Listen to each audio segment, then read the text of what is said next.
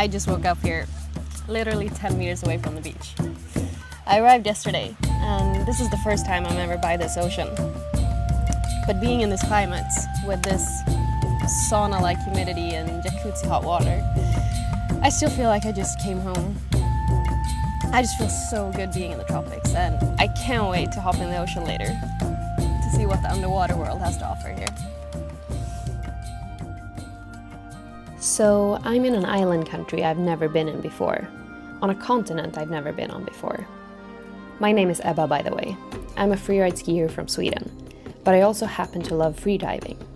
And together with my friends who are into the same things, we just arrived to Madagascar, Africa.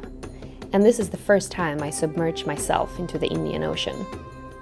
If someone would have told me a few years ago that I would travel the world to go diving, I would probably have been pretty stoked, but not believing them. And this time, our quest is pretty clear. Just like the water. Find as many big fish and weird underwater creatures as possible. Okay, now we're here at this beautiful marine reserve, and we're gonna hop in the water and see what we find. I always hoped to find some sharks or whales or other really big and cool mammals, but right now it's not really season for them. Whale sharks, for example, they are really common in Madagascar, but they come around in the fall to feed. So not likely to see those, but yeah, let's hop in and see what we can find.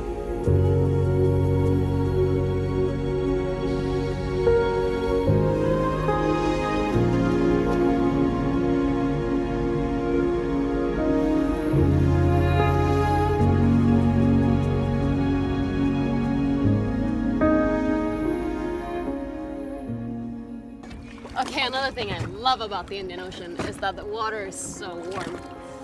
I usually struggle to relax for more than 30 minutes because my body gets so cold. But now I can relax for hours and it still feels good. And it's easier to hold my breath underwater too because my body is just so relaxed. And I can even pee in this warm water. It's not what I'm doing now, by the way. Not at all. A few days into this trip, and we have already seen an abundance of marine life. I think my favorite encounter so far actually has been all the different fish. Small, big, colorful, ugly. And just swimming amongst these coral reefs is so beautiful. I don't think I've ever seen a more vibrant, healthy reef before. It's such a pleasure to snorkel here, and I honestly can't get enough. The life in this climate is just so simple and pleasant. I haven't worn shoes in a week. I do yoga every day with a gentle sea breeze on my skin. I watch the sunset every night. We eat good food and try not to get poisoned. We made friends with the locals. And on our last night, we finally saw some lemurs, the famous primate that is endemic to Madagascar. Even though I'm born and raised in the cold Swedish mountains, I just feel so at home in the tropics. This trip has been the ultimate nomad adventure after a long winter, and I never expected it to end the way it did. I wished so bad that we would encounter whales, sharks, or other giant ocean mammals, but that didn't happen this week. Instead, I had two encounters that would turn out to spark a lot more connection. Joe and Jamal, two local spearfishermen, took us out on their traditional boat on the last day.